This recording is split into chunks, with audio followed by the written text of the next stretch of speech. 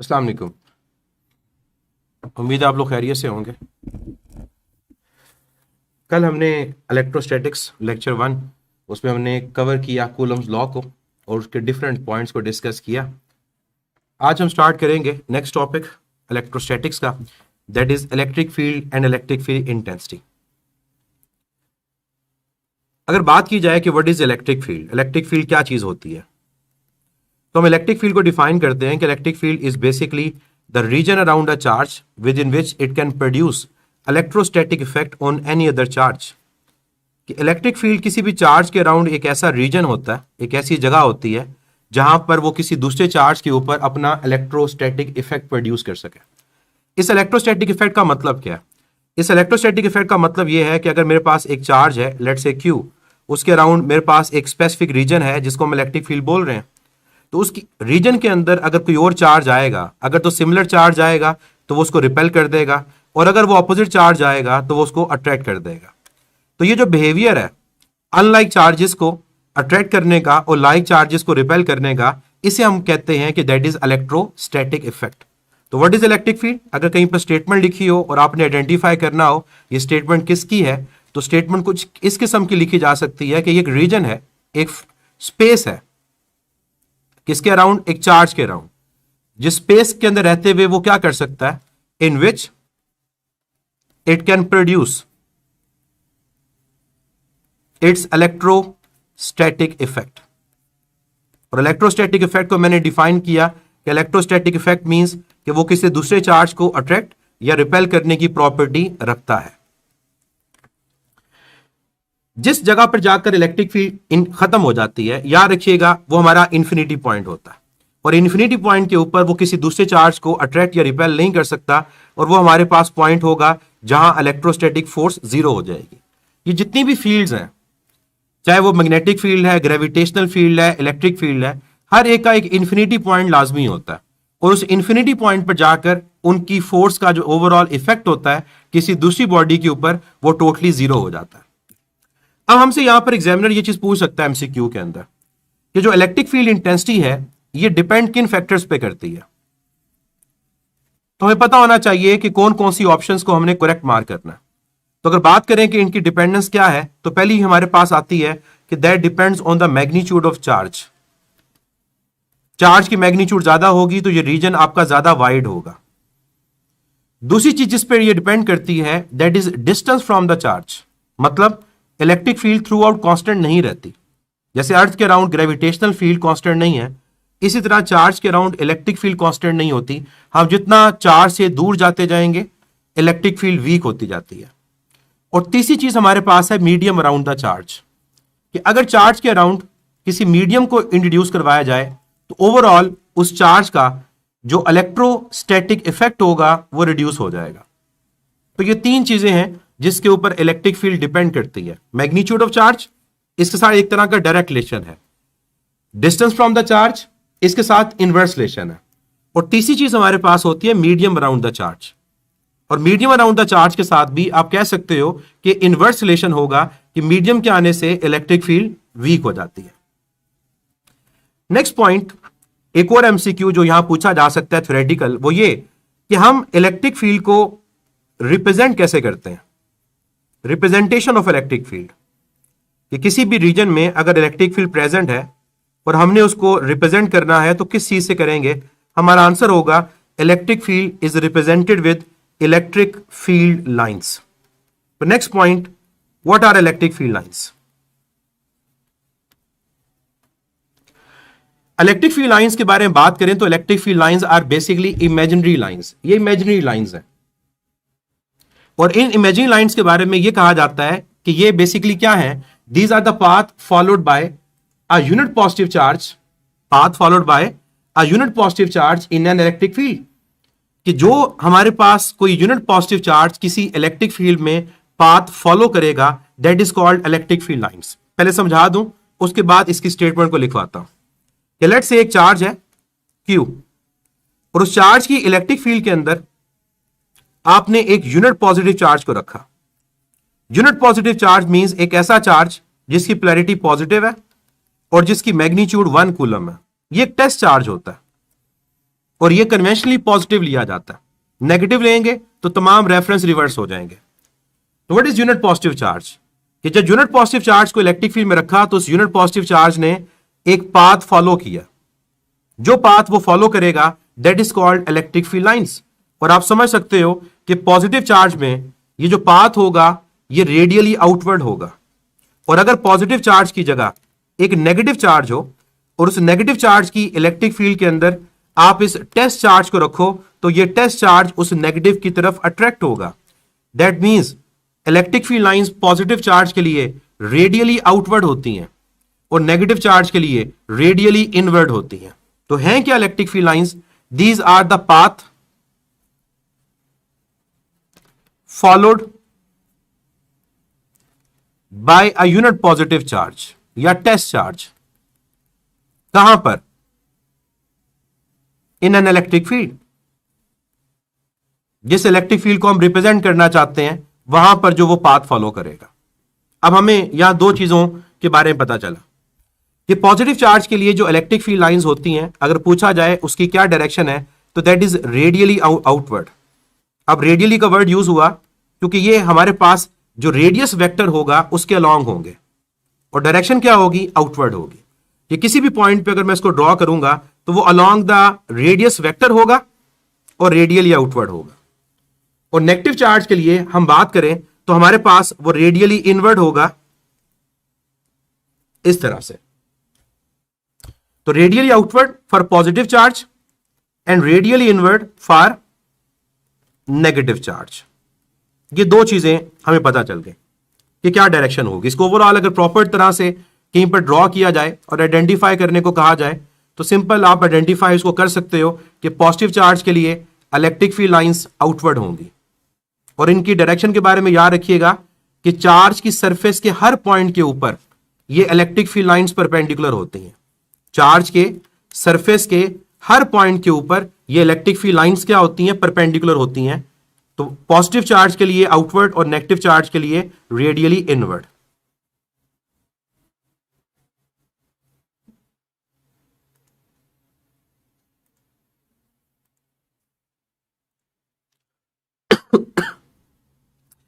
Next कुछ और चीजें डिस्कस करते हैं इलेक्ट्रिक फील्ड के हवाले से। अब आपसे अगर कहा जाए कि दो ऑपोजिट चार्जेस अगर हों और आपसे कहा जाए दो सिमिलर चार्जेस अगर हों तो यहां पर आपके पास इलेक्ट्रिक फील्ड का बिहेवियर क्या होगा।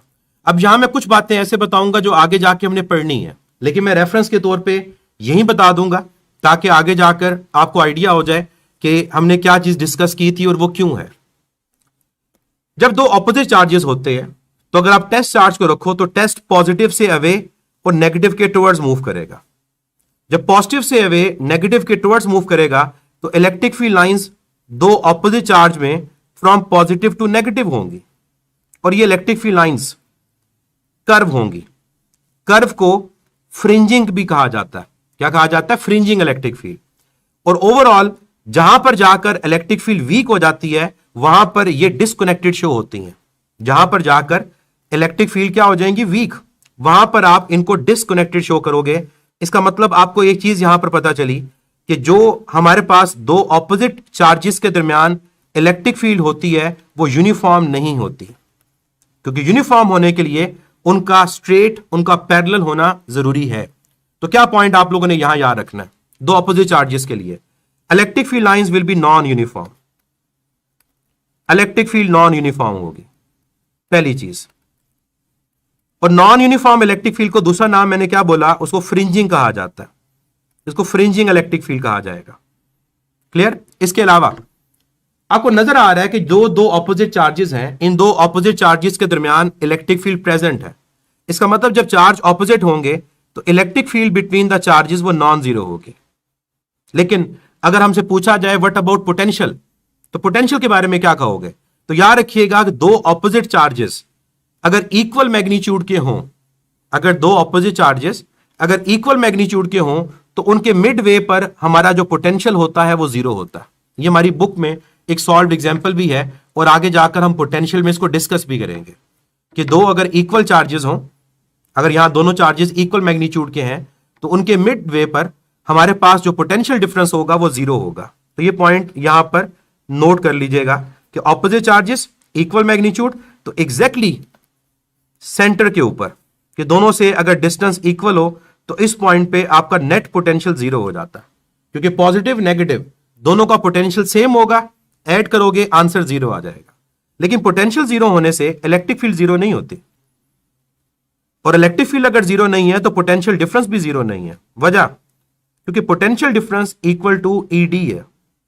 तो अगर आपके पास ई नॉन जीरो है तो पोटेंशियल डिफरेंस भी नॉन जीरो है। तो इसका मतलब मैं ऊपर भी यही कहूंगा, इलेक्ट्रिक फील्ड अगर नॉन जीरो तो पोटेंशियल डिफरेंस प्रेजेंट होगा, और उसी पोटेंशियल डिफरेंस की वजह से हमारे पास चार्ज मूव करेगा from high potential to the low potential. अगर दो चार्जेस सिमिलर हो, लाइक चार्जेस हो, तो क्या होगा? अगर दो लाइक चार्जेस हो तब हमारे पास जो इलेक्ट्रिक फील्ड होती है वो दोबारा से नॉन यूनिफॉर्म होती है, फ्रिंजिंग होती है। अब वो कनेक्टिंग नहीं होगी, क्योंकि चार्ज पॉजिटिव से पॉजिटिव की तरफ मूव नहीं कर सकता। तो वहां पर जो इलेक्ट्रिक फील्ड को ड्रॉ किया जाएगा वो इस पैटर्न में ड्रॉ किया जाएगा, और ये पैटर्न हम ड्रॉ करते हैं एक्सपेरिमेंटली कि हमारा जो चार्ज है वो जिस पाथ को फॉलो करता है हम उसके अकॉर्डिंगली इसको ड्रॉ कर रहे होते हैं। तो अपनी मर्जी से हम इसको ड्रॉ नहीं करते, जो हमारे पास रेफरेंस है उस रेफरेंस को माइंड में रखते हुए हम इसको ड्रॉ कर रहे हैं।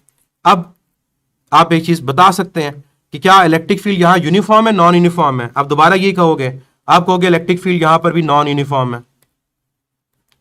लेकिन क्या उन दो चार्जेस के दरमियान कोई इलेक्ट्रिक फील्ड प्रेजेंट है? नो। तो याद रखिएगा, सिमिलर चार्जेस के दरमियान इलेक्ट्रिक फील्ड प्रेजेंट नहीं होती। अगर इलेक्ट्रिक फील्ड प्रेजेंट नहीं होती तो पोटेंशियल डिफरेंस की वैल्यू क्या होगी? वो जीरो होगी। और जब किसी चीज का डिफरेंस जीरो होता है दैट मींस वहां पर आपका पोटेंशियल क्या होगा? वो कांस्टेंट होगा। ये पॉइंट मैं रिपीट कर रहा हूं, जहां पर किसी चीज का डिफरेंस जीरो होता है ना, वहां उसका मतलब होगा पोटेंशियल कांस्टेंट है। तो दो सिमिलर चार्जेस के दरमियान इलेक्ट्रिक फील्ड जीरो होती है, पोटेंशियल डिफरेंस जीरो होता है और पोटेंशियल कांस्टेंट होता है। और दो चार्जेस ऑपोजिट हों तो उनके दरमियान याद रखिएगा कि हमारे पास इलेक्ट्रिक फील्ड क्या होगी? इलेक्ट्रिक फील्ड हमारे पास नॉन जीरो होगी, पोटेंशियल डिफरेंस भी हमारे पास वो नॉन जीरो होगा। तो ये चीजें एमसीक्यू पॉइंट ऑफ व्यू से काफी इंपॉर्टेंट है। एक और एग्जांपल को डिस्कस करते हैं।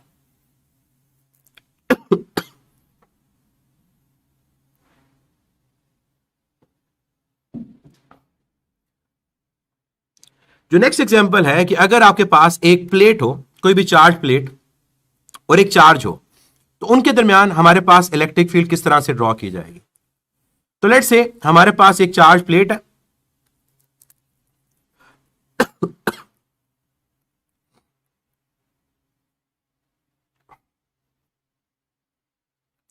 और एक चार्ज है।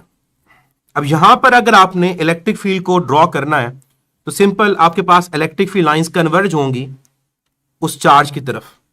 इलेक्ट्रिक फील्ड लाइंस क्या होंगी?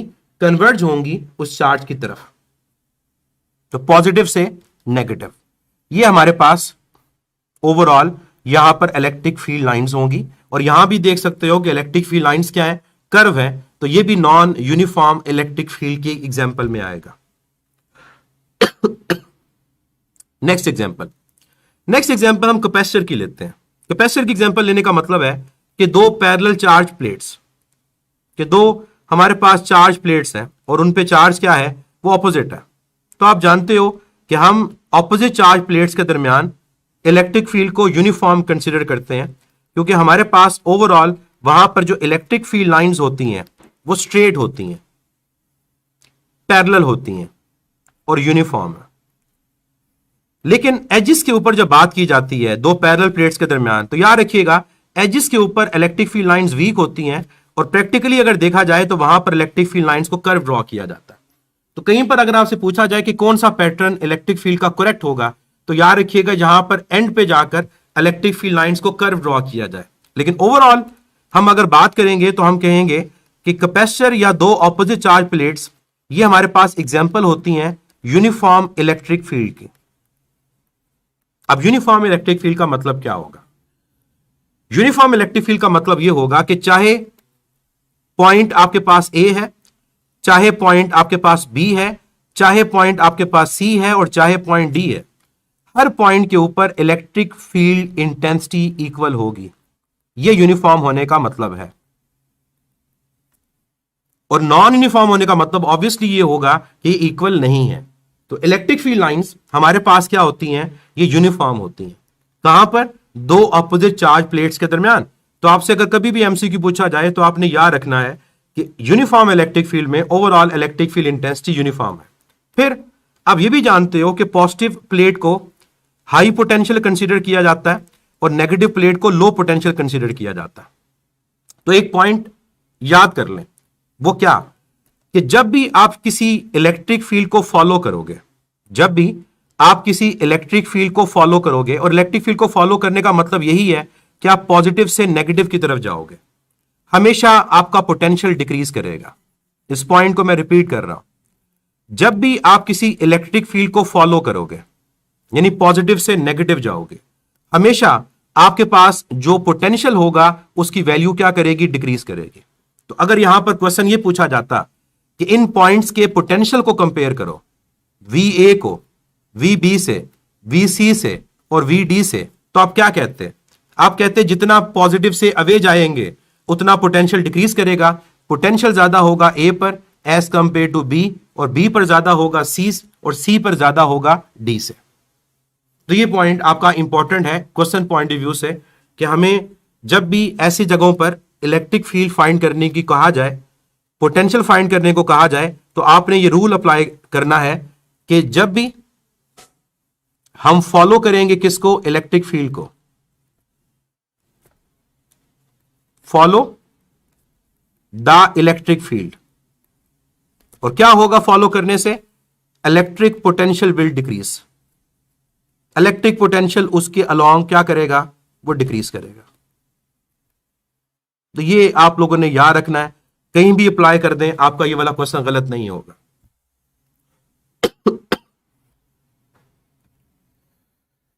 नेक्स्ट चीज, कुछ थ्योरेटिकल चीजें इस इलेक्ट्रिक फील्ड के बारे में। जहां पर भी आपके पास इलेक्ट्रिक फील्ड लाइंस क्लोज होंगी, जहां पर भी इलेक्ट्रिक फील्ड लाइंस क्या होंगी, क्लोज, उनके दरमियान स्पेसिंग कम होगी, वो स्ट्रॉन्ग इलेक्ट्रिक फील्ड को रिप्रेजेंट करेगा। जहां पर भी इलेक्ट्रिक फील्ड लाइंस क्या होंगी, क्लोज होंगी, याद रखिएगा वो स्ट्रॉन्ग इलेक्ट्रिक फील्ड को रिप्रेजेंट करेगा। और जहां भी इलेक्ट्रिक फील्ड लाइंस के दरमियान स्पेसिंग ज्यादा होगी, आप ये भी कह सकते हो जहां उनकी डेंसिटी ज्यादा है और जहां उनकी डेंसिटी कम है, तो जहां पर वो फार होंगी, एक दूसरे से दूर होंगी, वहां पर वो रिप्रेजेंट किसे करेंगी, वहां पर वो रिप्रेजेंट करेंगी वीक इलेक्ट्रिक फील्ड को। तो ये भी आपके पास डायग्राम से रिलेटेड क्वेश्चन पूछा जा सकता है कि स्ट्रॉन्ग कहां पर, वीक कहां पर, तो आप आंसर दे सकते हो। नेक्स्ट पॉइंट, जहां पर भी इलेक्ट्रिक फील्ड लाइंस पैरेलल होंगी, याद रखिएगा ये यूनिफॉर्म इलेक्ट्रिक फील्ड को रिप्रेजेंट करेगा। और जहां पर भी इलेक्ट्रिक फील्ड लाइंस आपके पास पैरेलल ना हो, वो कर्व हो, वो नॉन यूनिफॉर्म इलेक्ट्रिक फील्ड को रिप्रेजेंट कर रहा होगा। जैसे हमने ऊपर ऑपोजिट चार्जेस और सिमिलर चार्जेस के दरमियान इलेक्ट्रिक फील्ड को ड्रॉ किया, तो जहां इलेक्ट्रिक फील्ड लाइंस क्या है, कर्व है, ये रिप्रेजेंट क्या करेगा, ये नॉन यूनिफॉर्म इलेक्ट्रिक फील्ड को रिप्रेजेंट कर रहा होगा।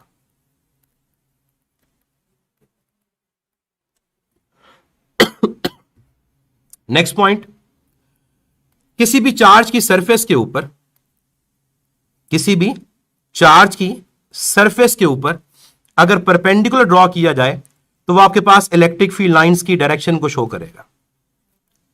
किसी भी चार्ज की सरफेस के ऊपर क्या ड्रॉ करें, परपेंडिकुलर, तो हमारे पास याद रखिएगा वो किसे रिप्रेजेंट करेगा, वो रिप्रेजेंट करेगा direction of electric field lines को। और ऑब्वियसली अगर वो direction of electric field lines को रिप्रेजेंट करेगा तो वो इलेक्ट्रिक फील्ड इंटेंसिटी की डायरेक्शन को शो करेगा, क्योंकि इलेक्ट्रिक फील्ड इंटेंसिटी के लिए भी जो आपका यूनिट वेक्टर यूज होता है वो आर कैप होता है, और इवन फोर्स के लिए भी जो यूनिट वेक्टर यूज होता है वो आर कैप होता है, तो इनकी डायरेक्शन सेम होती है। तो perpendicular to the charge will represent the direction of electric field lines. और लास्ट पॉइंट, अगर किसी जगह पर इलेक्ट्रिक फील्ड लाइंस हमारे पास कर्व हो, तो उन कर्व इलेक्ट्रिक फील्ड लाइंस में किसी भी पॉइंट के ऊपर अगर आप टेंजेंट को ड्रॉ करते हो, क्या ड्रॉ करते हो? टेंजेंट। तो वो टेंजेंट भी आपके पास रिप्रेजेंट कर रहा होगा इलेक्ट्रिक फील्ड लाइंस को, इलेक्ट्रिक फील्ड इंटेंसिटी की डायरेक्शन को, सॉरी। तो ये इलेक्ट्रिक फील्ड इंटेंसिटी की डायरेक्शन को और ऑब्वियसली इलेक्ट्रोस्टैटिक फोर्स की डायरेक्शन को शो करेगा। और एक पॉइंट आप लोग बुक में पढ़ते हो वो ये कि electric field lines never intersect each other, क्योंकि चार्ज एक टाइम पर एक पाथ फॉलो करता है, एक से ज्यादा पाथ फॉलो नहीं कर सकता। तो electric field lines will never intersect each other, even एक से ज्यादा चार्जेस क्यों ना हो। वो चार्ज क्या करेगा? वो चार्ज उनके रिजल्टेंट फोर्स की डायरेक्शन में मूव करेगा, लेकिन कभी भी इलेक्ट्रिक फील्ड लाइंस आपस में इंटरसेक्ट नहीं करती। हमेशा चार्ज का पाथ क्या होगा? वो यूनिक होगा। Path of the charge will be unique, और वो यूनिक पाथ बेसिकली तमाम फोर्सेस के रिजल्टेंट की वजह से आ रहा हो। क्लियर? तो ये चीजें आपके पास इलेक्ट्रिक फील्ड से रिलेटेड थी। अब नमाज की ब्रेक, और नमाज की ब्रेक के बाद हम क्लास को कंटिन्यू करेंगे। Sir, does electric field exist in empty space? बिल्कुल, इलेक्ट्रिक फील्ड हमारे पास वैक्यूम में होती है। अगर चार्ज प्रेजेंट है तो उसके अराउंड इलेक्ट्रिक फील्ड प्रेजेंट होगी। मैंने आपको उस टाइम पे बताया था कि इलेक्ट्रिक पोटेंशियल वाला पॉइंट आगे आएगा, तो इसलिए यहां पर बस इसको याद रख लें, तो आगे जाके पढ़ेंगे तो आपको एक चीज को रिलेट करने में हेल्प मिलेगा। नेगेटिव चार्ज के बारे में मैंने बोला था दाऊद, मेरा ख्याल है आप वॉल्यूम को बंद करके सिर्फ तस्वीर देख रहे होते हो, सुन नहीं रहे होते। मैंने बताया था कि नेगेटिव चार्ज ले सकते हैं लेकिन कन्वेंशन नहीं है। अगर नेगेटिव चार्ज लेंगे तो तमाम रेफरेंस उलट हो जाएंगे। पॉजिटिव चार्ज के लिए electric field lines radially invert हो जाएंगी और नेगेटिव चार्ज के लिए रेडियली आउटवर्ड हो जाएंगे। Test charge magnitude of source charge पे डिपेंड नहीं करता। टेस्ट चार्ज एक रेफरेंस चार्ज है और वो 1 कूलम का लिया जाता है, उसकी पोलैरिटी पॉजिटिव होती है। सुना करें, मैंने ये पॉइंट जो जो आप लोगों ने कहे हैं ना रिपीट करने को, ये बातें मैंने आपको बताई हैं साथ साथ, क्योंकि मुझे पता था कि ये बातें आप लोगों ने पूछनी है।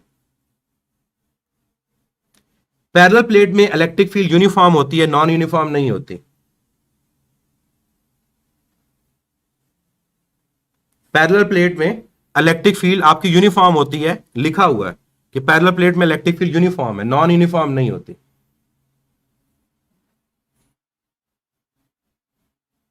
जब होना होगा जैद हो जाएगा, आपको पता चल जाएगा।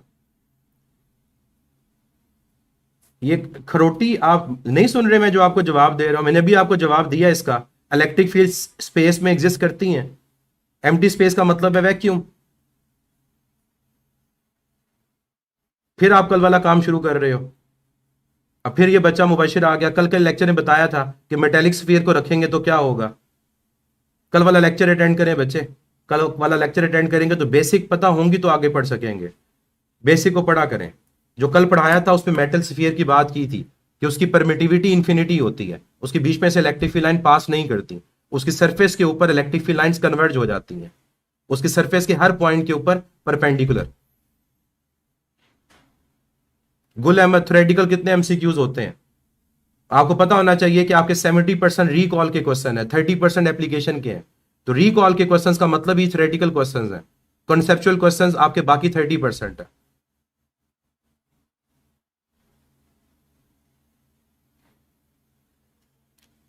निम्रा आगे जाकर जब पोटेंशियल को पढ़ेंगे तब ये पॉइंट क्लियर होंगे। अगर अभी आपको क्लियर नहीं है, इसका मतलब एफएससी पार्ट 2 में आपने प्रॉपर्ली पोटेंशियल और पोटेंशियल डिफरेंस को नहीं पढ़ा। तो जब हम कल इलेक्ट्रिक पोटेंशियल और पोटेंशियल डिफरेंस पढ़ेंगे आपको आइडिया हो जाएगा इस पॉइंट का। यूनिफॉर्म इलेक्ट्रिक फील्ड हम ओवरऑल उनके बिहेवियर की वजह से कहते हैं कि इलेक्ट्रिक फील्ड की मैग्नीट्यूड चेंज नहीं हो रही होती। Electric field overall magnitude wise same रह रहा होता है।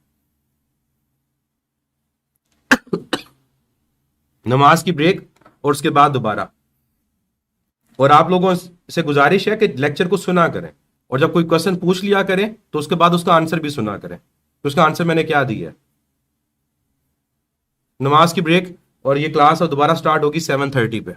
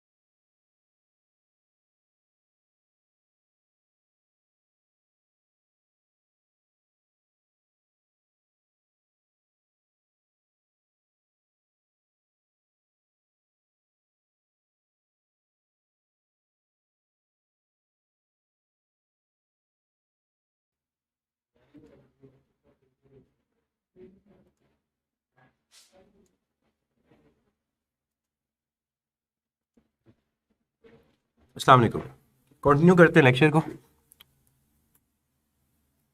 इलेक्ट्रिक फील्ड की बात हमने की। अब इस इलेक्ट्रिक फील्ड की स्ट्रेंथ को मेजर किया जाता है। जैसे हम ग्रेविटेशनल फील्ड की बात करें तो ग्रेविटेशनल फील्ड की इंटेंसिटी ओवरऑल मेजर होती है, उसकी स्ट्रेंथ क्या है। इसी तरह जो इलेक्ट्रिक फील्ड है इसकी स्ट्रेंथ को भी मेजर किया जाता है, और जो फिजिकल क्वांटिटी हमारे पास यहां पर इन्वॉल्व होती है that is electric field intensity. मैं दोबारा ये बात बता दूं कि हमने इलेक्ट्रिक फील्ड के बारे में बात की कि इलेक्ट्रिक फील्ड क्या होती है। अब हमने करना यह है कि हमें उस इलेक्ट्रिक फील्ड की स्ट्रेंथ की बात करनी है कि उस इलेक्ट्रिक फील्ड की स्ट्रेंथ क्या होती है। तो इसको इलेक्ट्रिक फील्ड स्ट्रेंथ कहा जाता है। इलेक्ट्रिक फील्ड स्ट्रेंथ के अलावा इसको हम इलेक्ट्रिक फील्ड इंटेंसिटी भी कहते हैं,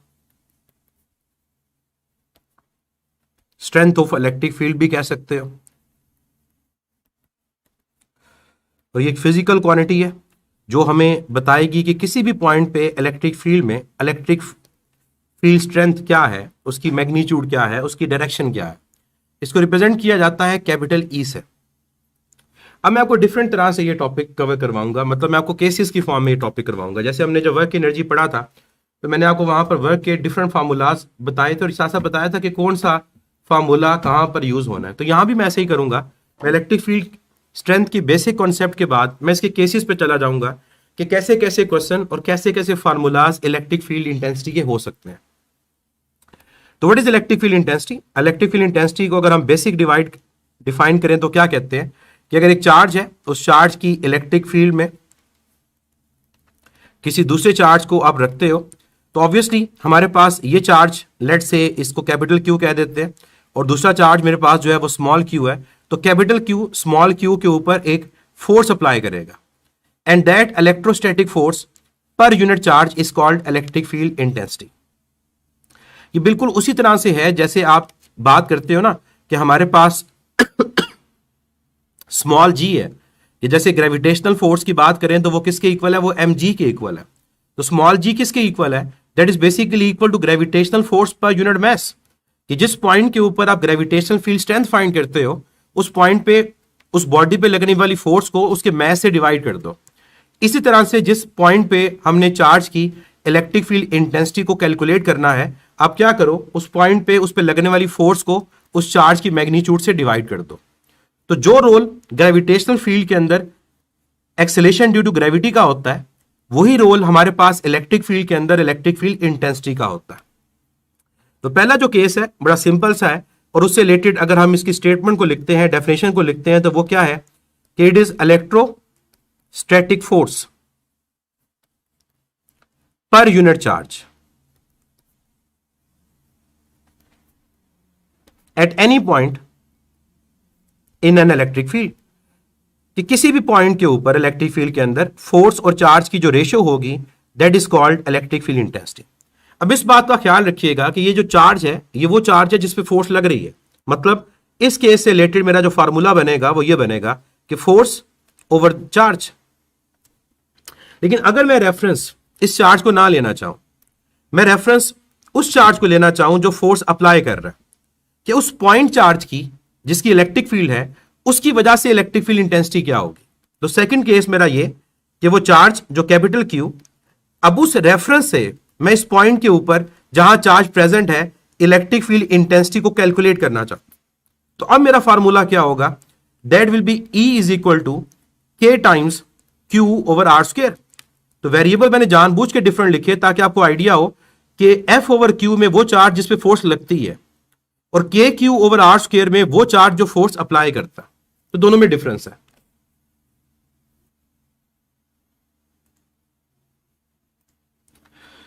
तो अब इस K की वैल्यू को अगर आप सब्स्टिट्यूट करोगे तो क्या आएगा? K हमारे पास इक्वल आएगा 1 ओवर 4 पाई एप्सिलॉन नॉट, और साथ हमारे पास आ जाएगा Q divide by R square. तो यहां से आपको उन तमाम क्वेश्चंस के आंसर मिलेंगे जो आपने इलेक्ट्रिक फील्ड की डिपेंडेंस में कहे थे कि इलेक्ट्रिक फील्ड किन फैक्टर्स पे डिपेंड करती है। तो यहां पर देखो, इलेक्ट्रिक फील्ड इंटेंसिटी का चार्ज की मैग्नीट्यूड के साथ डायरेक्ट रिलेशन है। इलेक्ट्रिक फील्ड इंटेंसिटी का डिस्टेंस के स्क्वायर के साथ इनवर्स रिलेशन है। इलेक्ट्रिक फील्ड इंटेंसिटी का मीडियम के साथ इनवर्स रिलेशन है। तो वो डिपेंडेंस हमारे पास यहां पर कवर होती है कि इलेक्ट्रिक फील्ड इंटेंसिटी किन फैक्टर्स पे डिपेंड कर रही होती है।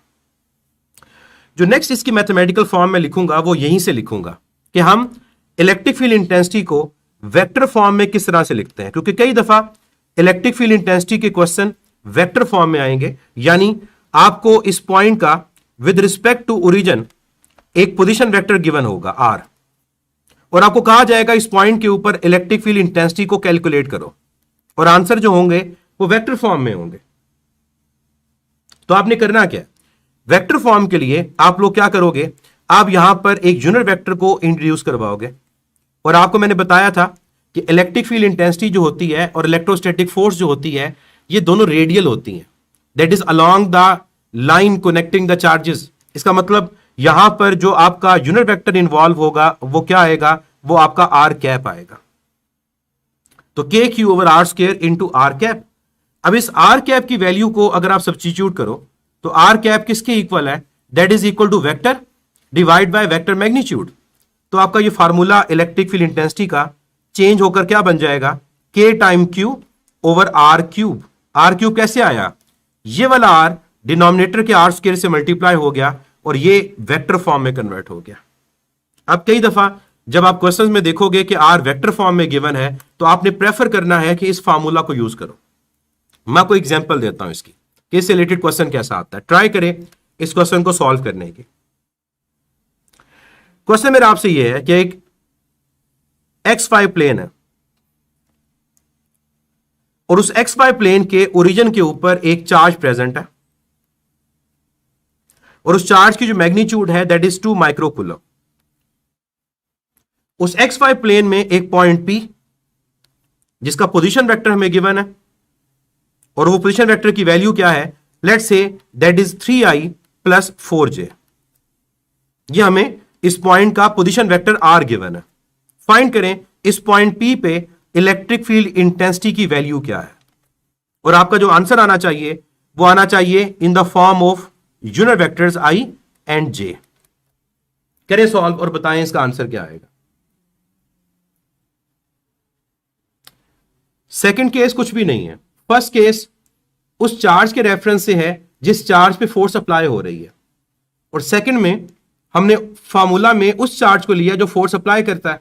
ये ड्राइव कैसे होता है, फर्स्ट फार्मूला में कूलम्स लॉ की वैल्यू पुट कर दो, K Q1 Q2 over R square, तो नेक्स्ट रिलेशन आपका प्रूव हो जाता है।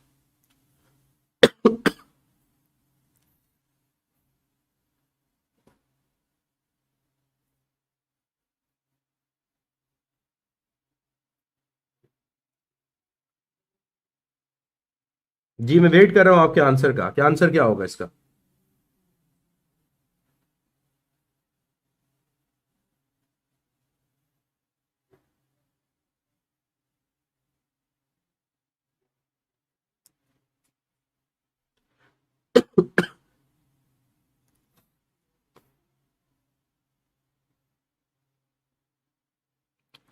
किस फार्मूला को आप लोग प्रेफर कर रहे होगे, आप इस क्वेश्चन को सॉल्व करने के लिए इस फार्मूला को प्रेफर करोगे क्योंकि आर आपके पास वेक्टर फॉर्म में गिवन है।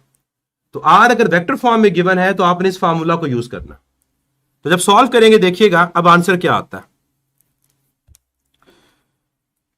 2 बजे कहां से आंसर आ गया, वेक्टर फॉर्म में आपने सॉल्व करना है इसको।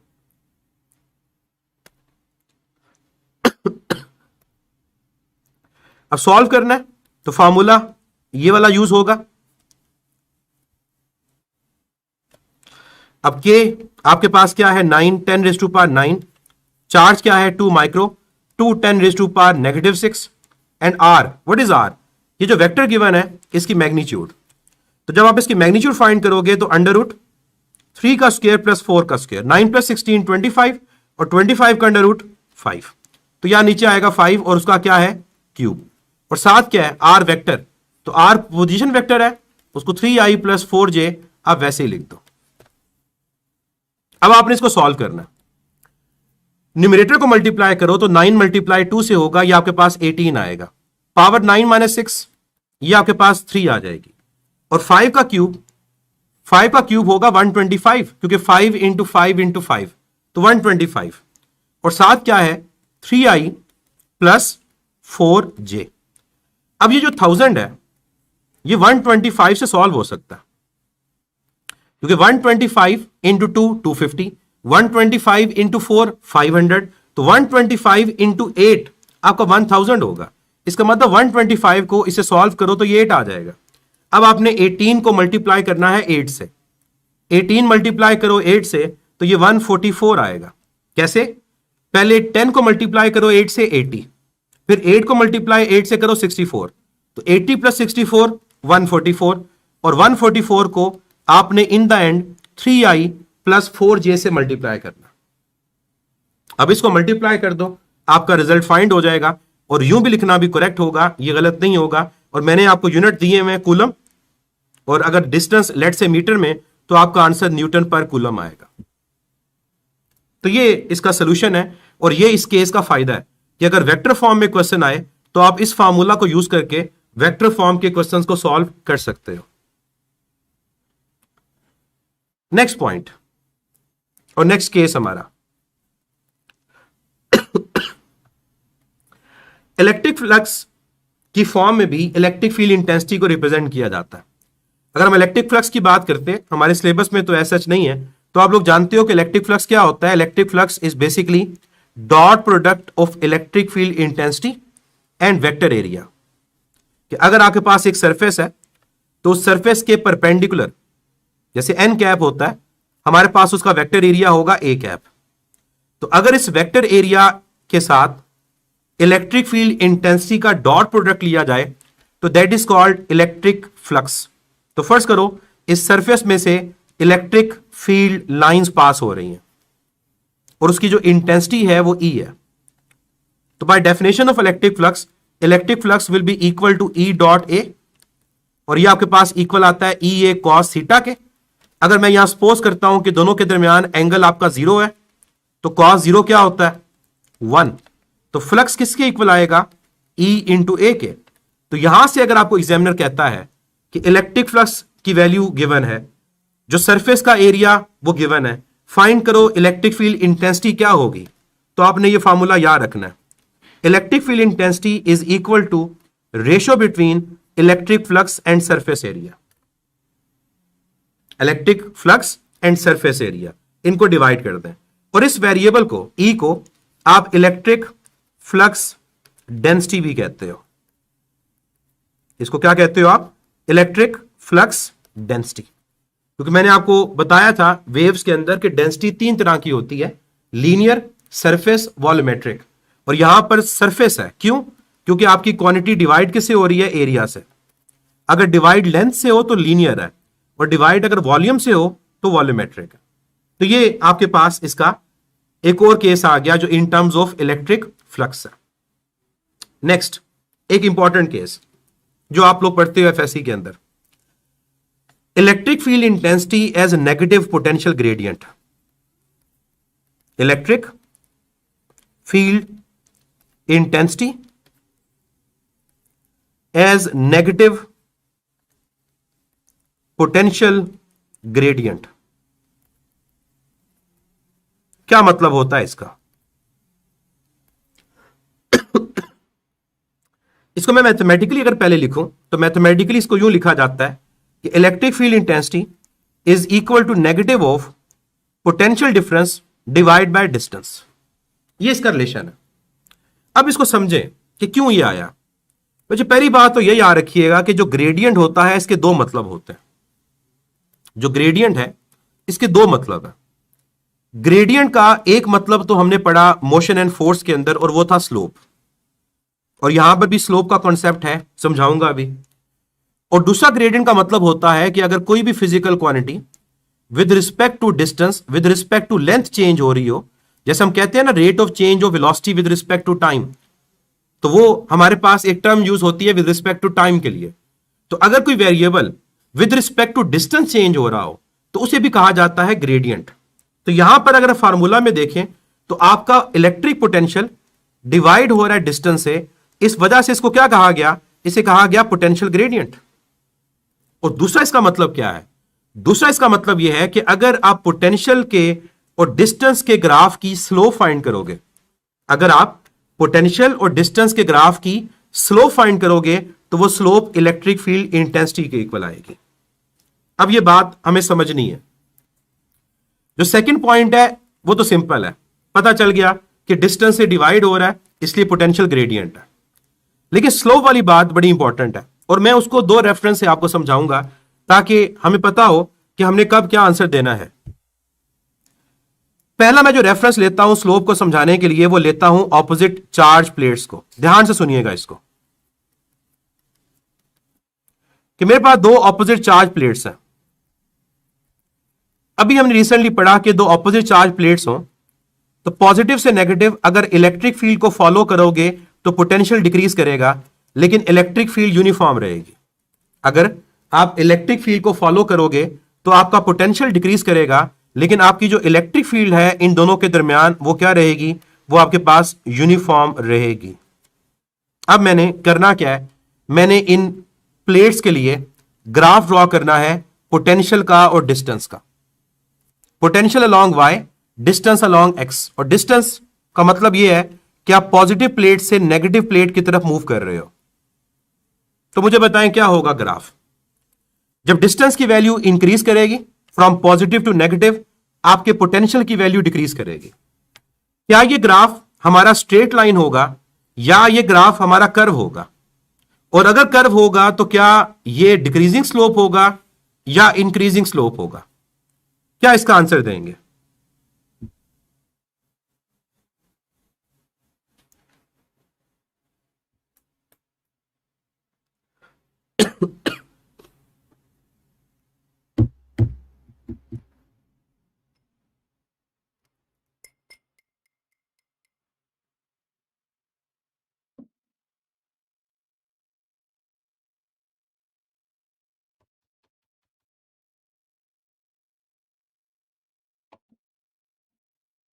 ये डिफरेंट हमें आंसर मिल रहे हैं, देखते हैं आंसर क्या करेक्ट है। याद रखिएगा कि पोटेंशियल और डिस्टेंस का ग्राफ दो ऑपोजिट चार्ज प्लेट्स के लिए स्ट्रेट लाइन होता है। क्या होता है? Straight line. अब ये ग्राफ स्ट्रेट लाइन क्यों है? उसकी वजह बड़ी सिंपल सी है।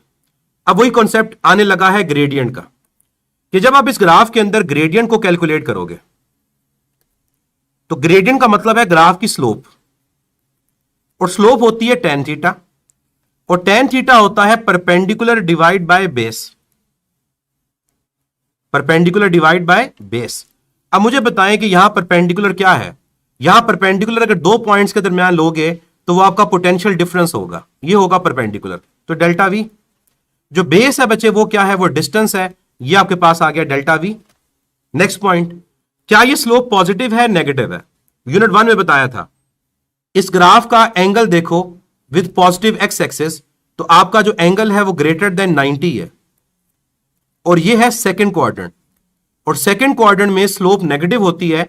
इसका मतलब आपका ग्रेडियंट, आपकी स्लोप क्या है? नेगेटिव है। तो मुझे बताएं ये डेल्टा वी ओवर डी किसके इक्वल है? इलेक्ट्रिक फील्ड इंटेंसिटी के। तो क्या ये चीज जस्टिफाई हो गई कि पोटेंशियल और डिस्टेंस के ग्राफ की जो स्लोप होती है that is equal to electric field intensity. और वो नेगेटिव क्यों आया? क्योंकि इस केस में हमारी जो स्लोप है वो क्या है बच्चे? वो नेगेटिव है। इस केस में हमारी स्लोप क्या है? वो नेगेटिव है, तो नेगेटिव साइन उस वजह से आया। ये कॉन्सेप्ट है ग्रेडियंट के हवाले से कि ग्रेडियंट का मतलब स्लोप है, और यहां स्लोप आपकी नेगेटिव है और वो इलेक्ट्रिक फील्ड इंटेंसिटी के इक्वल है। क्या ये ग्राफ हमेशा आपका स्ट्रेट लाइन होता है? नो।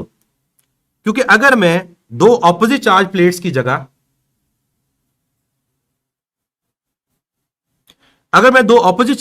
की जगह एक पॉइंट चार्ज को लेता हूं कि मेरे पास एक चार्ज है, उस चार्ज की मैग्नीट्यूड लेट से क्यू है, और मैं कहता हूं कि पॉजिटिव चार्ज है तो इलेक्ट्रिक फील्ड लाइंस मेरे पास उस जगह पर क्या होंगी?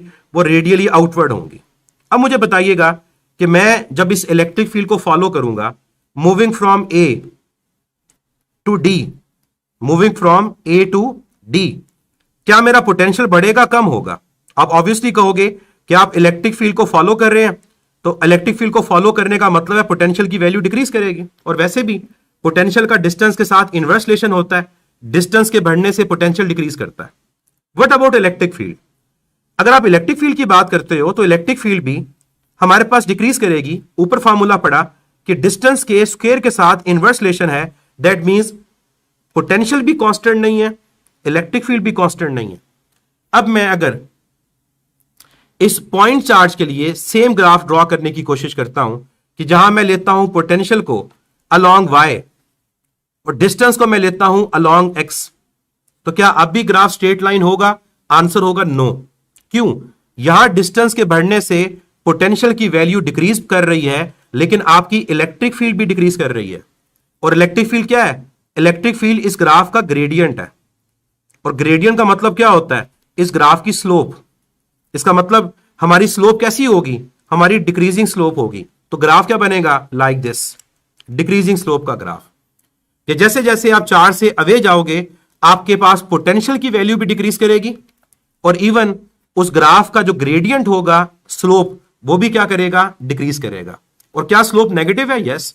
अब हर पॉइंट पे टेंजेंट को ड्रॉ करके देखो, आपका एंगल 90 से ग्रेटर है तो स्लोप क्या आएगी? वो नेगेटिव आएगी। तो ये चीज इंपॉर्टेंट है कि जब आप इलेक्ट्रिक फील्ड इंटेंसिटी को एज नेगेटिव पोटेंशियल ग्रेडियंट पढ़ते हो, तो दोनों ग्राफ आपके डिफरेंट है। ऑपोजिट चार्ज प्लेट्स के लिए electric field uniform graph straight line होगा, लेकिन पॉइंट चार्ज के लिए ग्राफ स्ट्रेट लाइन नहीं होता। और क्यों स्ट्रेट लाइन नहीं होता? क्योंकि वहां इलेक्ट्रिक फील्ड यूनिफॉर्म नहीं है। अगर इलेक्ट्रिक फील्ड यूनिफॉर्म नहीं है तो ग्राफ की स्लोप भी यूनिफॉर्म नहीं होगी।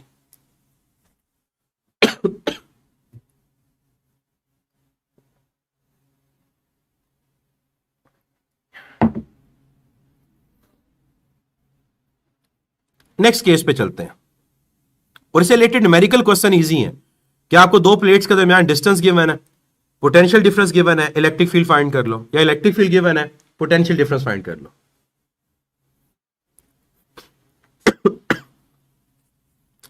नेक्स्ट केस आपका क्या है कि अगर हमारे पास कोई चार्ज है और वो इलेक्ट्रिक फील्ड में सस्पेंड हो जाता है, तो वहां पर इलेक्ट्रिक फील्ड इंटेंसिटी का फार्मूला क्या होगा और किस तरह से कैलकुलेट करेंगे? तो केस क्या है? केस हमारे पास है सस्पेंडेड चार्ज के हवाले से। जैसे मिलिकन ऑयल ड्रॉपलेट एक्सपेरिमेंट में हम देखते हैं कि चार्ज ड्रॉपलेट सस्पेंड हो जाता है। तो क्यों सस्पेंड होता है? आपको कंडीशन याद होगी। तो suspended charge in an electric field, अब याद करें वो कंडीशन क्या थी। वो कंडीशन ये थी कि अगर हमारे पास उन प्लेट्स के दरमियान एक चार्ज पार्टिकल आता है, तो उस पर दो फोर्सेस अगर एक्ट करें, एक ग्रेविटेशनल फोर्स और एक वेट, और दोनों मैग्नीट्यूड में इक्वल हों और डायरेक्शन में ऑपोजिट हों, तो हमारे पास उस पार्टिकल की कंडीशन ये होगी कि वो वहां सस्पेंड हो जाएगा। यानी अगर ये दो ऑपोजिट चार्ज प्लेट्स हैं और इनके दरमियान एक नेगेटिव चार्ज को मैं रख देता हूं, तो इस नेगेटिव चार्ज का वेट कहां होगा? इस नेगेटिव चार्ज का जो वेट है वो डाउनवर्ड होगा। और इस नेगेटिव चार्ज पे लगने वाली इलेक्ट्रोस्टैटिक फोर्स कहां होगी? वो अपवर्ड होगी।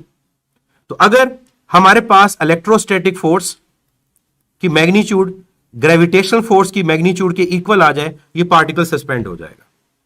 अब यहां पर जब कंडीशन को यूज किया जाता है, तो electric field intensity into Q, ये फोर्स की जगह पर आ गया, वेट की जगह आपका mg आ गया, तो आपको इलेक्ट्रिक फील्ड इंटेंसिटी का फार्मूला मिल गया जो किसके इक्वल है? mg ओवर q के। अब इससे रिलेटेड क्वेश्चंस आपके क्या होते हैं? इससे रिलेटेड एग्जामिनर आपको क्वेश्चन देगा कि एक चार्ज पार्टिकल है जो दो ऑपोजिट चार्ज प्लेट्स के दरमियान सस्पेंड हो गया, फाइंड करें इलेक्ट्रिक फील्ड इंटेंसिटी की वैल्यू क्या है। फॉर एग्जांपल मैं कहता हूं कि मेरे पास प्रोटॉन है, और प्रोटॉन के बारे में मैंने आपको ये दे दी कंडीशन कि proton is suspended between opposite charge plates. Find करें इस प्रोटॉन को सस्पेंड करने के लिए इलेक्ट्रिक फील्ड इंटेंसिटी कितनी रिक्वायर्ड है। इस प्रोटॉन को सस्पेंड करने के लिए इलेक्ट्रिक फील्ड इंटेंसिटी कितनी रिक्वायर्ड है? जल्दी आपने मुझे आंसर देना है इसका। और जिन लोगों को प्रोटॉन के चार्ज और मास की वैल्यू नहीं पता, उनके लिए मैं लिख रहा हूं कि जो प्रोटॉन होता है उसका चार्ज इलेक्ट्रॉन के चार्ज के इक्वल होता है, और प्रोटॉन का मास 1.67 10⁻⁻27 किलोग्राम होता है।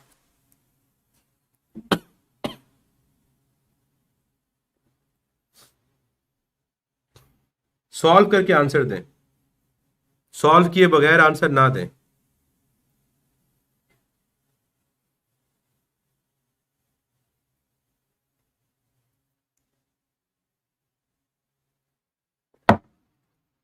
दो आंसर में मिल गए, 10⁻⁻7। देखते हैं करेक्ट है इनकरेक्ट है। फार्मूला अब आपको पता है, अब आपके पास कंडीशन आए, आप डायरेक्ट इस फार्मूला को यूज कर सकते हो। Is equal to mg/q। Mess हमारे पास 1.67 10⁻⁻27। जी कितना यूज करेंगे 10। चार्ज क्या है 1.6 10⁻⁻19। 1.67 को 1.6 से कैंसिल कर दो, ये पावर 1, -27 + 1 -26, और जो नीचे आपके पास -19 वो ऊपर जाकर +19 हो जाएगा। तो आपका आंसर 10⁻⁻7 न्यूटन पर कूलम या वॉल्ट पर मीटर आएगा। तो ये आपके पास एक केस है जहां पर आप सस्पेंडेड चार्ज के लिए इलेक्ट्रिक फील्ड इंटेंसिटी को कैलकुलेट करते हो। नेक्स्ट, अब हम बात करेंगे गॉसेस लॉ के जो इलेक्ट्रिक फील्ड इंटेंसिटी के रिजल्ट्स हैं, क्योंकि है वो भी इलेक्ट्रिक फील्ड इंटेंसिटी से रिलेटेड, तो उनके रिजल्ट्स को हम यहां डिस्कस करेंगे कि अगर एमसीक्यूज में आते हैं तो हमें उनके आंसर पता होने चाहिए। जो पहला रिजल्ट हमारे पास गॉसेस लॉ का आता है, that is for electric field intensity inside a hollow charge sphere. Electric field intensity inside a hollow charge sphere. कि अगर आप किसी बॉडी को, और वो लाजमी नहीं कि स्फीयर ही हो, वो कोई भी बॉडी हो, हमारे पास क्यूब हो, सिलेंडर हो, आप उस बॉडी की सरफेस को अगर चार्ज कर देते हो तो उसके इनसाइड इलेक्ट्रिक फील्ड प्रेजेंट नहीं होती। याद रखिएगा कि हमारे पास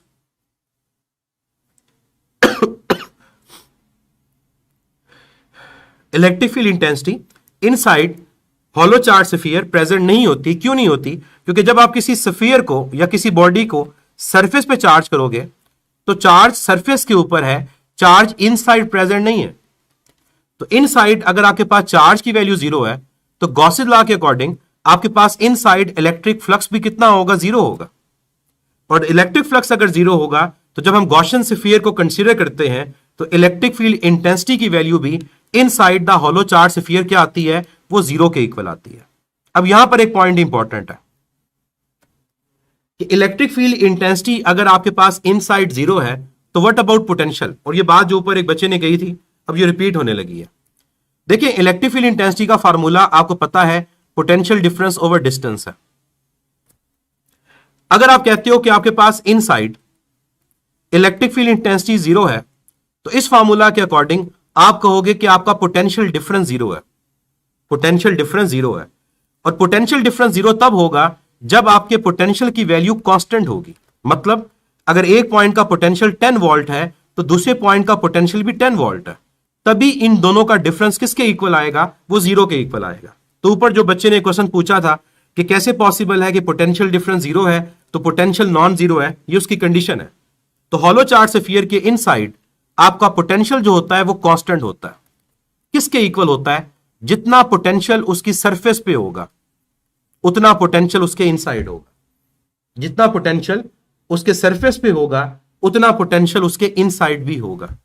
तो आपने सिर्फ ये याद नहीं रखना कि हॉलो चार्ज स्फीयर है तो उसके इनसाइड इलेक्ट्रिक फील्ड 0 है, आपने ये भी याद रखना है कि उसके इनसाइड पोटेंशियल कांस्टेंट है। क्योंकि जब आपसे क्वेश्चन पूछा जाएगा तो एग्जामिनर आपको यूं कहेगा कि एक हॉलो चार्ज स्फीयर है, उस हॉलो चार्ज स्फीयर की सरफेस के ऊपर आपके पोटेंशियल की वैल्यू 20 वोल्ट है, तो बताओ उसके सेंटर पे कितनी होगी? तो आपका आंसर होगा जितना सरफेस पे उतना सेंटर पे, तो सेंटर पे भी 20 वोल्ट होगा। एंड अगर पूछा जाए पोटेंशियल के बारे में, इलेक्ट्रिक फील्ड के बारे में, तो आप कहोगे कि इलेक्ट्रिक फील्ड की वैल्यू क्या है? वो इनसाइड वो 0 के इक्वल है। यह आपका पहला रिजल्ट है। सेकेंड रिजल्ट है for an infinite large charge sheet, electric field intensity at any point on an infinite large charge sheet। कि अगर एक बहुत बड़ी हमारे पास शीट है जिसके सरफेस को हमने यूनिफॉर्मली चार्ज कर दिया तो हमारे पास उसके ऊपर किसी भी पॉइंट पे इलेक्ट्रिक फील्ड इंटेंसिटी क्या होगी? तो सपोज करो कि हमारे पास ये एक इनफाइनाइट लार्ज चार्ज शीट है और हमने इसकी सरफेस को यूनिफॉर्मली चार्ज किया हुआ। यूनिफॉर्मली चार्ज करने के हवाले से एक फिजिकल क्वांटिटी इंवॉल्व होती है और उसको बोलते हैं चार्ज डेंसिटी। आप कहोगे कि इसकी चार्ज डेंसिटी यूनिफॉर्म है, और चार्ज डेंसिटी क्या होती है? That is charge per unit area, और ये सरफेस बेसिकली डेंसिटी है, सिग्मा से रिप्रेजेंट करते हैं, और ये चार्ज पर यूनिट एरिया होती है। तो आपने अगर यूनिफॉर्मली किया हुआ है इसको, इसका मतलब ये होगा कि उसके यूनिट के अंदर जो चार्ज होंगे थ्रू आउट वही रहेंगे। अब आपसे एप्लीकेशन ये है कि उसके ऊपर किसी भी पॉइंट के ऊपर, चाहे राइट साइड पे चाहे लेफ्ट साइड के ऊपर, इलेक्ट्रिक फील्ड इंटेंसिटी क्या होगी। तो क्या रिजल्ट था उसका? उसका रिजल्ट था electric field intensity is equal to sigma, जो charge density, divide by 2 time epsilon naught. इसे क्या पता चला? इसे यह पता चला कि जो इलेक्ट्रिक फील्ड इंटेंसिटी होती है that is independent of size of the sheet, कि चाहे वो शीट का साइज लार्ज होता चाहे शीट का साइज स्मॉल होता, वो इलेक्ट्रिक फील्ड इंटेंसिटी उसके साइज पे डिपेंड नहीं करती। अगर आप उसके रिजल्ट को देखो तो electric field intensity surface charge density पे डिपेंड करती है। अगर सरफेस चार्ज डेंसिटी ज्यादा होगी, पर यूनिट एरिया चार्ज ज्यादा होगा, इलेक्ट्रिक फील्ड स्ट्रांग होगी, और अगर पर यूनिट एरिया चार्ज कम होगा, इलेक्ट्रिक फील्ड इंटेंसिटी वीक होगी। और दूसरी चीज वो डिपेंड करेगी मीडियम, कि क्या उस शीट के ऊपर कोई मीडियम प्रेजेंट तो नहीं है, और मीडियम के आने से इलेक्ट्रिक फील्ड इंटेंसिटी स्ट्रांग नहीं होती बल्कि वीक हो जाती है। अब ये जो फार्मूला है सिग्मा की फॉर्म में, एप्सिलॉन नॉट की फॉर्म में, इस फार्मूला को कूलम्स कांस्टेंट की फॉर्म में भी लिखा जाता है। किस फॉर्म में लिखा जाता है? Coulomb's constant. वो क्या होगा फार्मूला? ये बताएगा आप में से कि अगर आप इसको कूलम कांस्टेंट के की फॉर्म में लिखना चाहो तो ये फार्मूला इलेक्ट्रिक फील्ड इंटेंसिटी का क्या होगा इन टर्म्स ऑफ के, कूलम कांस्टेंट।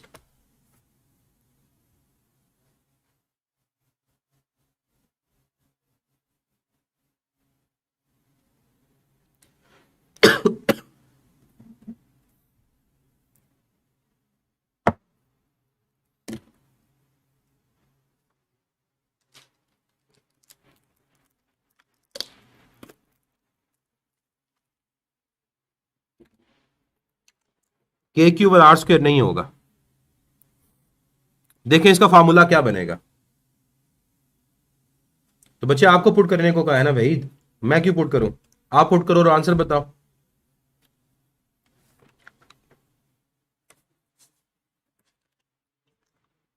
जो चीज आपको कही जाए वो आपने करनी है। बच्चे यूनिट एरिया का मतलब क्या होता है? कांस्टेंट। वो एरिया वेरिएबल नहीं होता।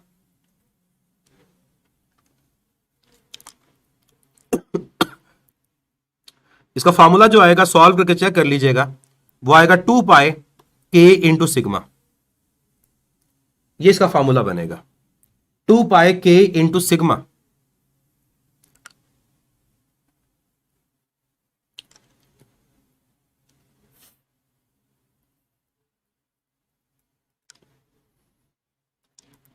क्योंकि आपने पढ़ा कि एप्सिलॉन नॉट इक्वल होता है 1/4 पाई के। तो जब आप इस जगह पर इसकी वैल्यू को पुट करोगे 1/4 पाई के, तो 4 पाई के चला जाएगा न्यूमरेटर में, और वो 4 2 से कैंसिल होगा, और आपका रिजल्ट क्या आ जाएगा? 2 पाई के इंटू सिग्मा। तो ये आपने याद रखने हैं रिजल्ट्स, और इस रिजल्ट को आपने एक और तरह से भी याद रखना है कि अगर आपसे एग्जामिनर पूछता है कि आपके पास एक कैपेसिटर है और उस कैपेसिटर की सिंगल प्लेट के लिए इलेक्ट्रिक फील्ड इंटेंसिटी का फार्मूला क्या होगा, तो तब भी आप कहोगे कि अगर एक प्लेट की बात कर रहे हैं तो उसका फार्मूला होगा sigma over 2 time epsilon not. तो ये जो रिजल्ट है ये कैपेसिटर की सिंगल प्लेट पे अप्लाई भी होता है। नेक्स्ट केस हमारे पास है जो थर्ड गॉसेस लॉ की एप्लीकेशन है, और वो हमारे पास electric field intensity between 2 opposite charge plates है। अब चाहे ये प्लेट्स हमारे पास फाइनाइट साइज की हो चाहे इनफाइनाइट साइज की हो, तो electric field intensity between two opposite charge plates. और आप ये भी कह सकते हो कि ये रिजल्ट पर्टिकुलरली आपका कैपेसिटर के बारे में, कि अगर आपसे एग्जामिनर कहता है कि कैपेसिटर की दो प्लेट्स के दरमियान इलेक्ट्रिक फील्ड इंटेंसिटी की वैल्यू क्या होगी, तो आप इस केस को यूज कर रहे होते हो। तो सपोज करो कि हमारे पास ये दो ऑपोजिट चार्ज प्लेट्स हैं, चाहे फाइनाइट साइज है या इनफाइनाइट साइज है, बस कंडीशन ये है कि जो सरफेस चार्ज डेंसिटी वो यूनिफॉर्म होनी चाहिए, तब आप इन रिजल्ट्स को अप्लाई करते हो। तो ये हमारे पास बॉडी पॉजिटिव चार्ज सरफेस पे होता है, और ये बॉडी हमारे पास क्या है, नेगेटिव चार्ज, और दोनों की जो चार्ज डेंसिटी है वो सेम है, इसकी भी सिग्मा और इसकी भी चार्ज डेंसिटी क्या है, सिग्मा। अब आपसे ये पूछा गया कि इनके दरमियान इलेक्ट्रिक फील्ड की वैल्यू क्या है, तो क्या आपका आंसर होगा? आपका आंसर होगा electric field intensity is basically the sum of electric field lines of both plates, कि जो इस पॉइंट पे इलेक्ट्रिक फील्ड इंटेंसिटी होगी वो दोनों प्लेट्स की इलेक्ट्रिक फील्ड इंटेंसिटी का सम होगी। अब आपने पढ़ा कि एक प्लेट की electric field intensity sigma over 2 epsilon not है। इसका मतलब ये हुआ कि सेकंड एप्लीकेशन को 2 से मल्टीप्लाई कर दो तो थर्ड एप्लीकेशन आ जाती है। तो जब इसको सॉल्व करेंगे तो रिजल्ट क्या आएगा? आपका रिजल्ट आएगा सिग्मा ओवर एप्सिलॉन नॉट। क्या रिजल्ट आएगा? Sigma over epsilon not. और ये भी डिपेंड साइज पे नहीं कर रहा, ये भी डिपेंड चार्ज डेंसिटी पे करता है, मीडियम पे करता है। और यहां पर भी अगर आप एप्सिलॉन नॉट की वैल्यू को पुट करते हो कूलम्स कांस्टेंट की फॉर्म में, तो आपका रिजल्ट जो आता है वो क्या आता है? दैट इज इक्वल टू 4 पाई के इंटू सिग्मा। तो ये बात आपने याद रखनी है कि दो प्लेट्स की electric field intensity as compare to single plate double होती है। और अगर डाउट हो क्यों डबल होती है, तो आसान सी इसकी रीजन है, इसके दरमियान एक टेस्ट चार्ज को रखो, तो इस टेस्ट चार्ज को पॉजिटिव रिपेल करेगा, नेगेटिव अट्रैक्ट करेगा। उस पर लगने वाली दोनों फोर्सेस की डायरेक्शन क्या है? वो सेम। फोर्स की डायरेक्शन सेम, फोर्स डबल हो जाएगी। अगर फोर्स डबल हो जाएगी तो इलेक्ट्रिक फील्ड इंटेंसिटी भी डबल हो जाती है। तो ये आपके पास बचे रिजल्ट्स हैं ओवरऑल गॉसेस लॉ के 3, और तीनों को आपने याद रखना है, उसकी वेरिएशन को भी याद रखना है, और किस किस तरह से वो क्वेश्चन पूछा जा सकता है वो आपने याद रखना है। और इवन अगर आपसे कहा जाए कि in the presence of medium क्या होगा, in the presence of medium, in the presence of dielectric, तो इन फार्मूला में चेंज ये आएगा कि यहां पर आप लिख दोगे E is equal to sigma over epsilon naught into epsilon R, फिर रिजल्ट ये बन जाएगा। इनकी वेक्टर फॉर्म बच्चे सिमिलर है, उनकी वेक्टर फॉर्म में बस आर आ जाएगा, जो पहले हम बात कर चुके हैं कि आर यूनिट वेक्टर इन्वॉल्व हो जाएगा।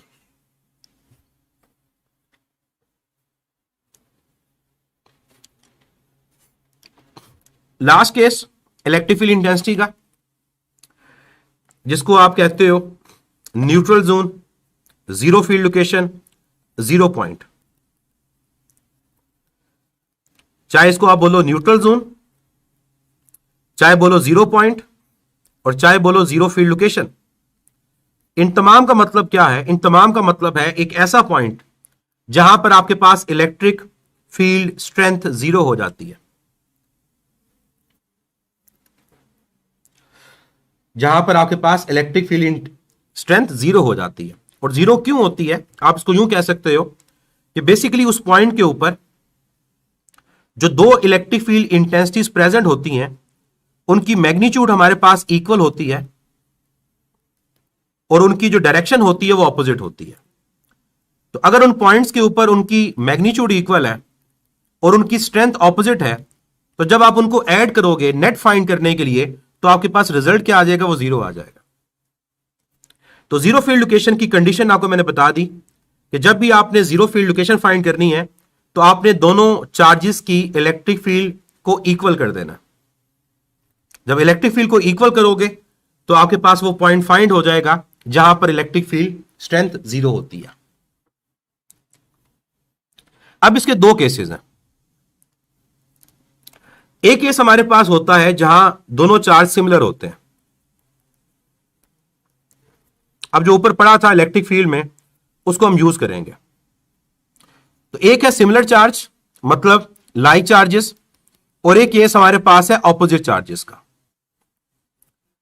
देखिए, अगर आपके पास सिमिलर चार्जेस है तो आपने इलेक्ट्रिक फील्ड में यह बात पढ़ी कि उनके दरमियान इलेक्ट्रिक फील्ड एग्जिस्ट नहीं करती। तो आपको एक आंसर मिल गया कि जब भी सिमिलर चार्जेस होंगे तो इलेक्ट्रिक फील्ड जीरो उनके दरमियान किसी पॉइंट पे होगा। इलेक्ट्रिक फील्ड जीरो उनके दरमियान किसी पॉइंट पे होगा। अगर ये चार्ज Q1 है और ये चार्ज Q2 है, और मैं यहां कंडीशन लगा देता हूं कि Q1 Q2 से ग्रेटर है मैग्नीट्यूड में, तो याद रखिएगा जो पॉइंट ऐसा है जहां इलेक्ट्रिक फील्ड जीरो, वो स्मॉलर चार्ज के पास होगा। मतलब ये पॉइंट होगा जहां पर आप कहोगे कि इलेक्ट्रिक फील्ड की वैल्यू जीरो है। तो हमेशा electric field intensity zero smaller charge की तरफ होगी। क्यों? क्योंकि वहां पर स्ट्रेंथ वीक होगी। वहां पर स्ट्रेंथ क्या होगी? वीक। तो वहीं पर उसके कैंसिल होने के चांसेस भी होंगे और वहीं पर नेट वैल्यू क्या आएगी? वो जीरो आएगी। अगर चार्ज आपके पास ऑपोजिट हो, एक चार्ज पॉजिटिव है और एक चार्ज आपके पास नेगेटिव है, तो हम जानते हैं कि ऑपोजिट चार्ज के दरमियान इलेक्ट्रिक फील्ड प्रेजेंट होती है। ऑपोजिट चार्ज के दरमियान इलेक्ट्रिक फील्ड प्रेजेंट होती है। तो यहां पर अगर इलेक्ट्रिक फील्ड इंटेंसिटी जीरो होगी तो या तो वो राइट साइड पे होगी या वो लेफ्ट साइड पे होगी। मैं या का वर्ड यूज कर रहा हूं, या वो राइट साइड पे होगी या वो लेफ्ट साइड पे होगी। अब फाइंड करनी है कहां होगी। तो अगर आपको बता दिया गया कि कौन सा चार्ज बड़ा है कौन सा चार्ज छोटा है, मैंने फिर कहा कि Q1 बड़ा है, तो याद रखिएगा इलेक्ट्रिक फील्ड इंटेंसिटी छोटे चार्ज के पास होगी। इलेक्ट्रिक फील्ड इंटेंसिटी जीरो किस चार्ज के पास होगी? वो छोटे चार्ज के पास होगी। और इस डिस्टेंस को मैं बोलूंगा x, और जिस पॉइंट को फाइंड करने लगा हूं that point is zero field location या न्यूट्रल जोन। अब कुछ वेरिएबल्स बता दूं और फिर शॉर्टकट बताऊं कि अगर ये क्वेश्चन आए तो कैसे सॉल्व करना है। इन चार्जेस के दरमियान जो डिस्टेंस है वो d है, और जहां पर इलेक्ट्रिक फील्ड को जीरो आपने कंसीडर किया वो x है। इन चार्जेस के दरमियान इलेक्ट्रिक फील्ड डिस्टेंस जो है वो d है, और जहां पर आपके पास इलेक्ट्रिक फील्ड इंटेंसिटी जीरो है उसका डिस्टेंस कितना है? x। और ये डिस्टेंस जब तक वो बताए ना, आपने हमेशा छोटे चार्ज के रिलेटिव लेना होता है। जब तक वो बताए ना, ये डिस्टेंस आपने हमेशा छोटे चार्ज के रिलेटिव लेना होता है। अब शॉर्टकट सुने क्या है। अगर आपके पास सिमिलर चार्जेस होंगे और आपने कैलकुलेट करना है x को, तो फार्मूला आपके पास होगा d, जो दोनों चार्जेस के दरमियान डिस्टेंस है, डिवाइड बाय अंडर रूट। अब यहां पर आएगी चार्ज की रेशो। ऊपर आपके पास आएगा बिगर चार्ज, b फॉर बिग, जिसकी मैग्नीट्यूड ज्यादा है, और नीचे आएगा QS, S फॉर स्मॉल, और माइनस कर दोगे, सॉरी प्लस कर दोगे इसमें 1। और यहां पर फार्मूला आपका सेम है, बस इतना डिफरेंस होगा कि नीचे साइन आपका पॉजिटिव नहीं आएगा, आपका साइन क्या आ जाएगा? वो नेगेटिव आ जाएगा। तो बिगर चार्ज ओवर स्मॉलर चार्ज -1। अब याद रखने का तरीका यह है कि जब ऑपोजिट चार्ज होंगे तो प्लस माइनस माइनस आपके शॉर्टकट में नेगेटिव आएगा, और जब सिमिलर चार्ज होंगे positive positive positive, negative negative positive, आपके फार्मूला में क्या आएगा? पॉजिटिव आएगा। तो जैसा मर्जी क्वेश्चन हो, आप इसको अप्लाई करके देखें शॉर्टकट को, आपके पास जीरो फील्ड लोकेशन वाला पॉइंट आ जाएगा। तो सिमिलर चार्जेस के लिए इलेक्ट्रिक फील्ड इंटेंसिटी जीरो कहां होती है? उन दोनों के दरमियान। किसके पास? छोटे चार्ज के पास। और ऑपोजिट चार्ज के लिए इलेक्ट्रिक फील्ड जीरो कहां होती है? साइड्स के ऊपर। अब किस साइड के ऊपर? जो चार्ज छोटा होगा, और वो जो डिस्टेंस होगा उसे बोलोगे x, और इस शॉर्टकट के थ्रू आप उसे कैलकुलेट कर लोगे। अब जरा इस शॉर्टकट को अप्लाई करके देखो, ताकि आपको आइडिया हो जाए कि शॉर्टकट अप्लाई कैसे करना है और क्या आपका आंसर करेक्ट आ रहा है या नहीं आ रहा। मेरा क्वेश्चन है कि दो चार्जेस हैं ऑपोजिट, यह है 2 माइक्रोकूलम और यह है 6 माइक्रोकूलम, और दोनों के दरमियान जो डिस्टेंस है वो 1 मीटर है। फाइंड करें जीरो फील्ड लोकेशन कहां पर है। अप्लाई करें शॉर्टकट, बताएं आंसर क्या आएगा।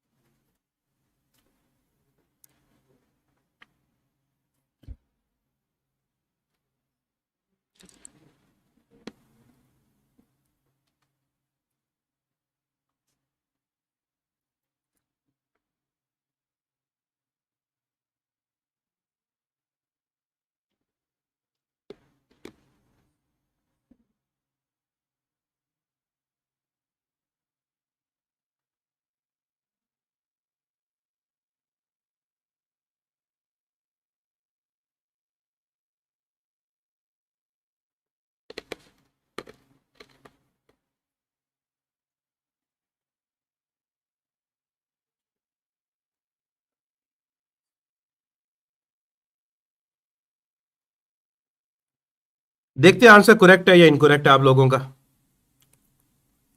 शॉर्टकट कौन सा यूज होगा? अपोजिट चार्जेस वाला। X is equal to D under root bigger charge over smaller charge, opposite है, माइनस साइन आएगा। डी कितना है आपके पास? 1।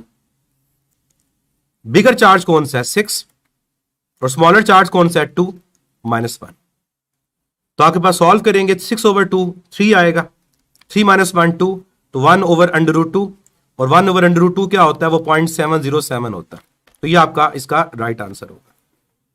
तो ये शॉर्टकट का फायदा है कि लेस देन 30 सेकंड में आप इस जीरो फील्ड लोकेशन के क्वेश्चन को सॉल्व कर सकते हैं। दो बातें लास्ट ग्राफ की बात करते हैं। जो जनरल इसका फार्मूला है उसके अकॉर्डिंग इलेक्ट्रिक फील्ड इंटेंसिटी का ग्राफ कैसा बनता है।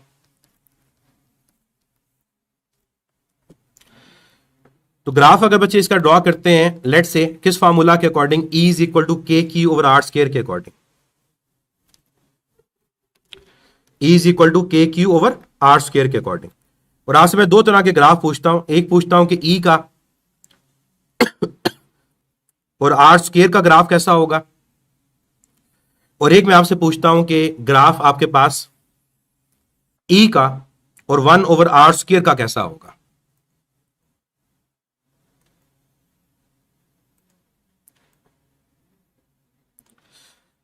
पहला ग्राफ मेरा जो है उसमें मैंने आपको E और R² का पूछा, और दूसरा ग्राफ मैंने आपसे पूछा कि 1/R² के साथ कैसा होगा। तो देखें, हमने जिस फार्मूला को रेफरेंस लेके इसकी बात करनी है वो फार्मूला है E is equal to KQ/R²। और इस फार्मूला के अकॉर्डिंग E का R² के साथ रिलेशन इनवर्स है। इसका मतलब जो ग्राफ इसका होगा वो कर्व होगा, डिक्रीजिंग स्लोप होगा, पैराबोलिक होगा, कोई भी वर्ड यूज कर सकते हो।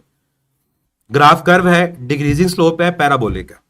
लेकिन दूसरी तरफ अगर आप देखो तो E का 1/R² के साथ रिलेशन डायरेक्ट है, और 1/R² यहां पर एक वेरिएबल है, और इस पूरे वेरिएबल की पावर क्या है? 1। तो इसका बच्चे जो ग्राफ होगा वो क्या होगा? वो स्ट्रेट लाइन होगा। तो पहला ग्राफ जो होगा वो कर्व होगा, और इसका ग्राफ हमारे पास क्या होगा? That will be straight line, क्योंकि 1/R² एक वेरिएबल है। ये उसी तरह से है कि जैसे बॉयज लॉ में प्रेशर का वॉल्यूम के साथ रिलेशन इनवर्स है, लेकिन प्रेशर का 1/वॉल्यूम के साथ रिलेशन क्या है? डायरेक्ट है। तो जब प्रेशर का वॉल्यूम से ग्राफ बनता है तो वो ग्राफ आपका कर्व बनता है, लेकिन जब प्रेशर का 1/वॉल्यूम से ग्राफ बनता है तो वो स्ट्रेट लाइन बनता है। वही कॉन्सेप्ट आप यहां पर भी अप्लाई करते हो। आप लोगों ने मुझे जो कल इसका आंसर एक देना है वो ये देना है कि इन दोनों ग्राफ में एरिया और स्लोप किस चीज को रिप्रेजेंट करते हैं। मैं स्पेसिफिकली बता देता हूं कि कहां मुझे एरिया का आंसर चाहिए, कहां स्लोप का आंसर चाहिए। जो ग्राफ E और R² है, यहां मुझे आप कल बताएंगे कि इसका एरिया क्या रिप्रेजेंट करता है, हम इससे क्या इंफॉर्मेशन ले सकते हैं। और दूसरे ग्राफ में आपने मुझे बताना है कि इस ग्राफ की स्लोप हमें क्या इंफॉर्मेशन देती है, क्या चीज हम डिड्यूस कर सकते हैं इस ग्राफ से। लास्ट पॉइंट आज का, इलेक्ट्रिक फील्ड इंटेंसिटी का SI यूनिट। तो इलेक्ट्रिक फील्ड इंटेंसिटी का SI यूनिट न्यूटन पर कूलम होता है, और इसके अलावा ये वोल्ट पर मीटर होता है। न्यूटन पर कूलम या वोल्ट पर मीटर। और अगर आपसे पूछा जाए SI बेस यूनिट, और ये पास पेपर में आ भी चुका है, इलेक्ट्रिक फील्ड इंटेंसिटी का SI बेस यूनिट क्या होगा, तो आपने न्यूटन पर कूलम को सॉल्व करना। न्यूटन डिवाइड बाय कूलम, आप न्यूटन की जगह लिखोगे किलोग्राम मीटर पर सेकंड स्क्वायर, और कूलम की जगह लिखोगे एम्पेयर सेकंड। तो आपके पास होगा क्या? ये पावर -2 का मतलब बेसिकली क्या है? ये डिनोमिनेटर के अंदर है, तो ये आपके पास क्या बना देगा? इसको क्यू बना देगा। तो आपका आंसर होगा kilogram metre second power -3 ampere power -1। ये इसका SI बेस यूनिट कंसीडर होगा। तो ये आपके पास इसके यूनिट है और SI बेस यूनिट है। कल इंशाल्लाह इलेक्ट्रिक पोटेंशियल और इलेक्ट्रिक पोटेंशियल डिफरेंस को डिस्कस करेंगे, और फिर परसों जो लेक्चर होगा उसमें कैपेसिटर, और फिर हमारा यूनिट ये कंप्लीट होगा। और ये इसके टॉपिक है ओवरऑल। ग्राफ R का हो R² का हो, दोनों कर्व होंगे, दोनों की स्लोप डिफरेंट होगी, ये डिफरेंस होगा। अभी आपकी इंग्लिश की क्लास है जी, क्या पूछना है तला? इरफान आपने पूछ तो लिया है, अब दोबारा क्या पूछना है? ये मैं ट्राई करूंगा, पीडीएफ आपको सेंड कर दूंगा। 6 माइक्रो कूलम कैसे बढ़ा है? बच्चे 6 और एक वैल्यू 2, बड़ा कौन है? 6 है। पोलैरिटी नहीं देखी जाती, मैग्नीट्यूड देखी जाती है। बच्चे ये कन्वेंशन है इरफान कि अट्रैक्शन के लिए कहीं भी, कूलम्स के लिए नहीं, इवन ग्रेविटेशन के लिए भी हमारे पास अट्रैक्शन के लिए साइन पॉजिटिव होता है और रिपल्शन के लिए नेगेटिव होता है। ये कन्वेंशनली यूज होता है। आप बड़े होकर इस कन्वेंशन को चेंज कर देना।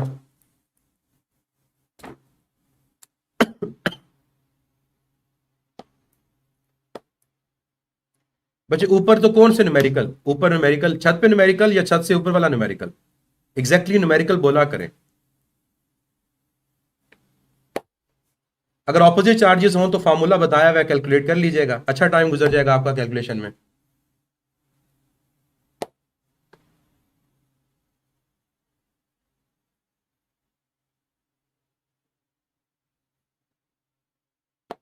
अपना ख्याल रखें, खुश रहें और पढ़ें, और जो चीजें पढ़ते जाएं उसको रिवाइज करते जाएं।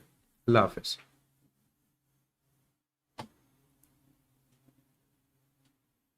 नियर स्मॉल चार्ज वाला न्यूमेरिकल, उसमें आपने क्या पूछा? ऊपर न्यूमेरिकल में कैसे पता चलेगा कि पॉजिटिव साइन आएगा या नेगेटिव साइन आएगा? वो गिवन होगा बच्चे कि पॉजिटिव साइन कौन सा है, नेगेटिव साइन कौन सा है।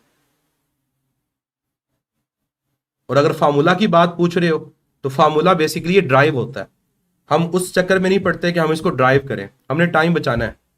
तो अगर आपका दिल करता है इलेक्ट्रिक फील्ड इंटेंसिटी को इक्वल करो, ड्राइव करो, आपको आइडिया हो जाएगा कि जब ऑपोजिट चार्ज आएंगे तो नेगेटिव साइन आएगा और जब सिमिलर चार्ज आएंगे तो आपके पास पॉजिटिव साइन आएगा।